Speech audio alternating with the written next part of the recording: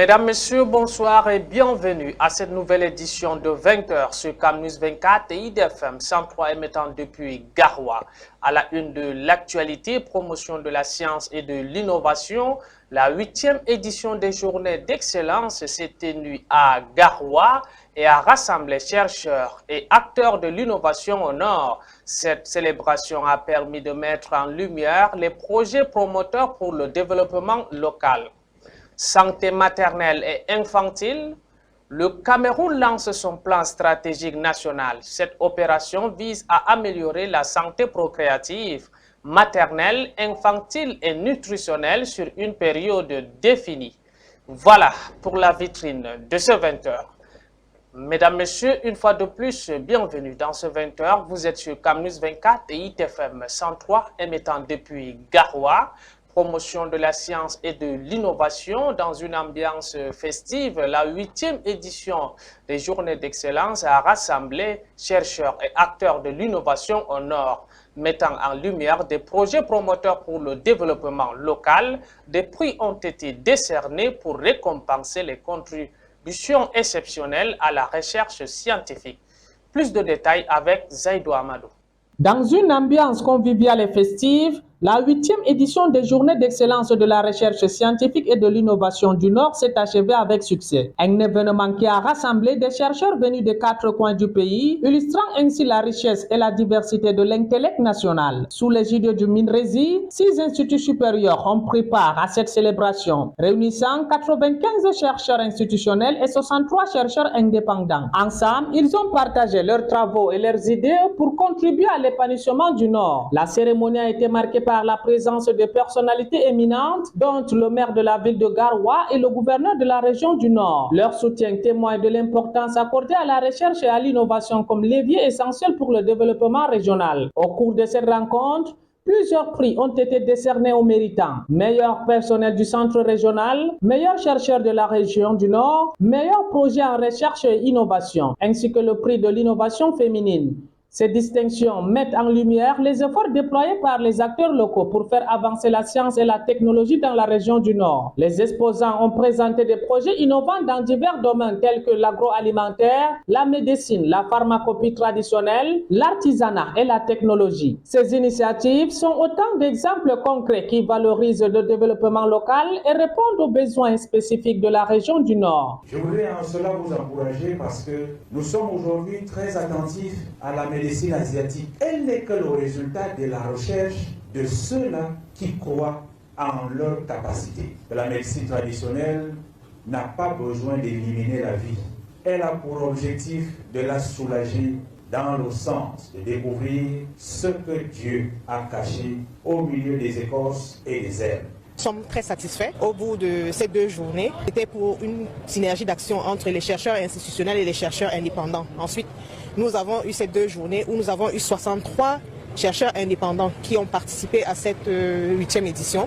Et nous avons aussi plus une centaine de chercheurs institutionnels appartenant à 6 instituts. Il faut noter que le ministère de la Recherche scientifique et de l'Innovation assure la tutelle de 8 instituts. Mais lors de ces GERS, nous avons eu la participation de 6. Cette 8e édition a non seulement célébré l'excellence en recherche scientifique, mais a également renforcé le tissu social autour d'un objectif commun: promouvoir un avenir radieux pour le Nord grâce à l'innovation. Éducation, l'extrême nord Cameroun va améliorer son offre dans le secteur grâce au projet de convention et communauté résiliente Prologue. 5 établissements d'enseignement secondaire sortiront des terres dans cette partie du pays à la faveur d'une convention de financement. Plus de détails avec Yves Tedjofou et Ghislain Kougan.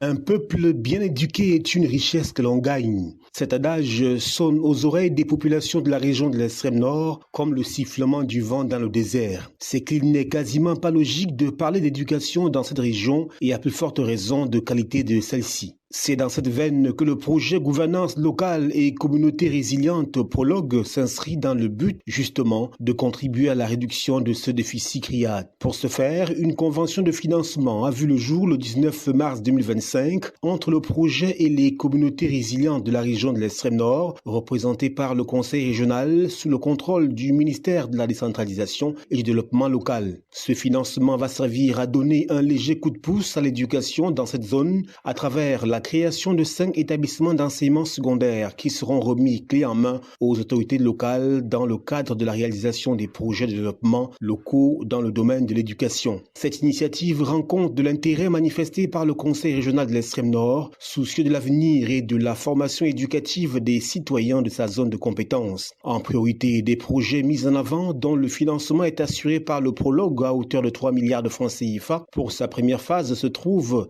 l'éducation que le Conseil régional de l'extrême nord considère comme la clé de voûte de l'avenir, a indiqué le ministère de la décentralisation et du développement local. Il faut rappeler que le Prologue ne concerne pas seulement la région de l'extrême nord, mais 6 régions au total, l'Adamawa, le nord, le nord-ouest, le sud-ouest et l'est Cameroun. Il tire sa légitimité du décret du Premier ministre signé le 25 janvier 2024 pour une durée de 5 ans.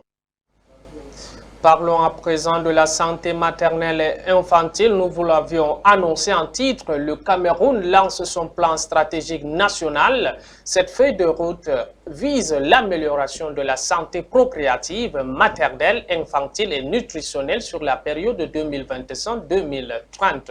Plus de détails dans ce reportage.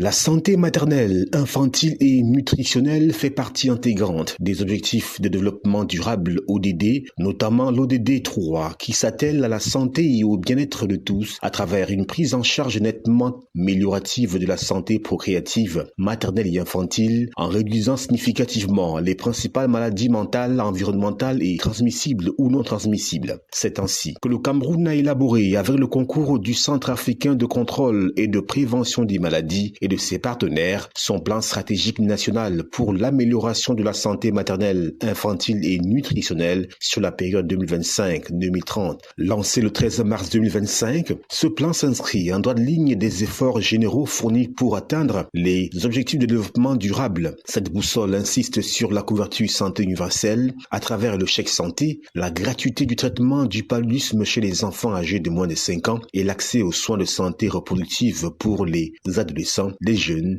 et les personnes âgées. Le plan stratégique national met également un point d'honneur sur la nutrition en intégrant des moyens de lutte contre la malnutrition aiguë et chronique et étudie la santé sous l'angle humanitaire, notamment dans les régions du nord-ouest et du sud-ouest où une crise sociopolitique sévit depuis fin 2016. Il faut dire que la feuille de route nationale rentre dans une dynamique globale africaine plus vaste destinée à densifier les politiques de santé reproductive sur le continent. Dans cet ordre d'idées, l'Union africaine a entériné une stratégie quinquennale 2022-2026 pour la santé reproductive validée par 42 États membres. Pour rappel, les données du Cameroun affichaient un taux de mortalité maternelle de 438 décès pour 100 000 naissances vivantes en 2020, données en léger recul, soit 406 décès en 2022 d'après la Banque mondiale. Cependant, si les efforts du Cameroun dénotent des progrès, ces chiffres sont encore bien au-dessus de l'ODD 3 dont l'objectif est de faire passer le taux mondial de mortalité maternelle en dessous de 70 pour 100 000 naissances vivantes d'ici 2030.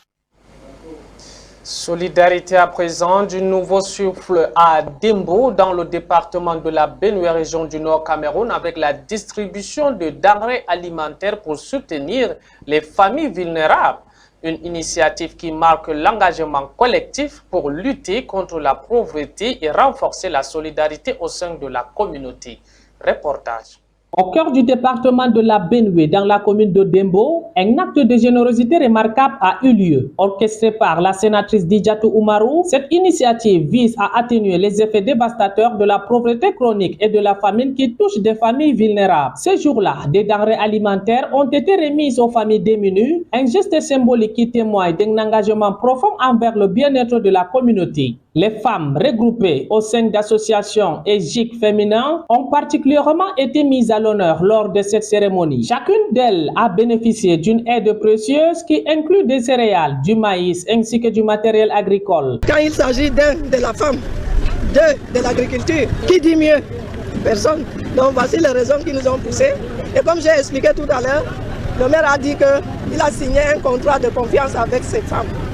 Et tout ce qu'il faut faire, c'est en leur direction. Et nous savons l'agriculture, c'est notre activité principale. Et les femmes sont celles qui nourrissent les familles. Donc nous voulons par ce geste booster le revenu agricole et par ricochet améliorer les conditions de vie des femmes de cet arrondissement. Ces ressources sont essentielles pour soutenir les activités génératrices de revenus et améliorer la sécurité alimentaire au sein des foyers. En offrant ces ressources vitales, la sénatrice Didiatou Oumarou et ses partenaires envoient un message fort, celui d'une communauté unie face aux défis socio-économiques. Ce geste symbolique est une lueur d'espoir pour les familles de Dembo qui aspirent à un avenir meilleur. Cette action humanitaire marque une étape significative vers l'émancipation économique et sociale des populations locales. Dans la commune de Dembo, le combat contre la pauvreté se poursuit avec détermination et solidarité. Restons toujours dans le nord, lutte contre l'insécurité. La localité de Mbaïmboum, ancien carrefour d'échange, fait face à une crise sécuritaire alarmante. L'installation d'un camp du bataillon d'intervention rapide offre un nouvel espoir aux habitants pour retrouver la paix dans le département de Mayorai. Plus de détails avec notre correspondant Adamou Maïna. Dans la localité de Mayorai, au cœur du Nord Cameroun, la localité de Mbaïmboum se trouve à un tournant décisif. Autrefois, un carrefour dynamique d'échange entre la République centrafricaine et le Tchad, Mbaïmboum est désormais en proie à une crise sécuritaire alarmante. Les prises d'otages avec demande de rançon et le vol de bétail ont plongé cette communauté dans l'angoisse. Mbaïmboum représentait dans le temps un marché international, c'est même le poumon économique de notre commune. Et à cause de ces incursions, ça et là, les gros opérateurs économiques ont décidé de quitter Mbaïmboum à cause justement de ce phénomène d'insécurité. Les habitants, jadis prospères grâce à leur marché florissant, subissent aujourd'hui les affres d'une insécurité grandissante. Pour faire face à cette menace, le gouvernement camerounais a décidé d'agir. Le ministre de la Défense a récemment installé un nouveau camp de bataillon d'intervention rapide à Mbaïmboum, une unité bien équipée, prête à intervenir pour protéger les personnes et les biens. Les troubles sociopolitiques qu'il y a en RCA, avec un foisonnement de groupes rebelles tout au long de notre frontière. C'est pour cela que malgré le contexte, n'est-ce pas, économique difficile, le chef de l'État, chef des forces armées a pris sur lui de construire des bases tout au long de la frontière. Il y a 8 bases, comme celles-ci qui sont en cours de construction ou alors déjà construites. Nous sommes venus inaugurer spécialement la base, le poste frontalier de Mbaïmboum, de par sa position stratégique, vous comprendrez, parce que géographiquement, c'est un village qui est adossé à 3 frontières. Et donc cette base vient répondre à ce besoin-là de sécuriser la population. Le colonel François appelle les habitants à s'unir contre l'ennemi commun. Sans leur aide précieuse, les forces de maintien de l'ordre ne pourront pas obtenir les informations nécessaires pour contrecarrer les actes criminels. C'est vraiment un moment de joie parce que, comme le colonel vient de le relever, Mbaïmboum est une zone frontalière à la République centrafricaine et au Tchad. Et nous notons de temps en temps des incursions des groupes de bandes armées qui viennent donc écumer nos populations. Mais à partir donc de la construction de ce camp qui sera doté d'un effectif et même du matériel, je crois que nous parviendrons à bout de ces malfrats et pour le bonheur de nos populations. Les citoyens sont encouragés à partager leurs préoccupations et à collaborer avec les autorités. La lutte contre l'insécurité nécessite un front uni et déterminé. La population de Mbaïmboum est résiliente. Elle aspire à retrouver la paix et la prospérité qu'elle a connue autrefois. L'ouverture du camp de Bi représente un espoir renouvelé pour cette communauté meurtrie par les violences. En sport football, Coupe d'Afrique des Nations U17 Maroc 2025, les Lionceaux du Cameroun jouent leur dernier survie dimanche prochain contre l'Égypte. Le match nul de 0 but partout enregistré jeudi face à l'Afrique du Sud condamne le groupe de Seydou Alioum presque au miracle ce dimanche. Une victoire pourrait propulser la sélection au deuxième tour, synonyme de qualification pour la Coupe du Monde au Qatar. Plus de précisions dans cet élément que nous proposent Aline Dida et Michel Ateba. Face à l'Afrique du Sud, les Lions U17 nourrissent de gros regrets, mais gardent toujours l'espoir d'une probable qualification. Nous sommes venus pour prendre les 3 points. Bon, ça n'a pas pu. On n'a pas eu les 3 points. Nous pensons que nous allons revenir plus fort le prochain match. Malgré la nette domination contre les Bafana U17, les poulains d'Alioum Seydou ont manqué de réussite. On s'attendait à un match difficile contre l'Afrique du Sud, dont une équipe qui aime la possession. Et on savait que ça allait être difficile, mais bon, nous d'entrée, on a quand même travaillé avec un bon plan de jeu qu'on a mis en place. Et je pense que dans l'ensemble, c'est un match qu'on a contrôlé du début jusqu'à la fin. Et finalement, il manquait ces petits buts-là qu'on n'a pas marqués. Le score de parité de 0 but partout enregistré jeudi condamne le groupe à battre l'Égypte lors de la 3e et dernière rencontre pour espérer être parmi les meilleurs 3e. C'est que du positif parce que nous voyons quand même les enfants dans l'apprentissage et c'est très bien pour nous. De notre côté, nous sommes vraiment satisfaits du jeu produit. Donc, mais après, à la fin... Au thème de la phase de poule, 10 sélections vont obtenir leur qualification pour la Coupe du Monde U17 prévue cette année au Qatar. Les Lionceaux, 3e avec 1 point, jouent leur va-tout ce dimanche contre les jeunes Pharaons, dernier avec 0 point. L'homme est un être de confiance, mais il faut lui donner un GPS pour qu'il ne se perde pas dans ses propres mensonges. Car la confiance est un jeu de hasard, même s'il faut être prêt à perdre sa chemise pour gagner. Et même là, on n'est pas sûr de gagner. Mesdames, Messieurs, fin de 20h sur Camnews 24 et ITFM 103 émettant depuis Garoua. On diarava.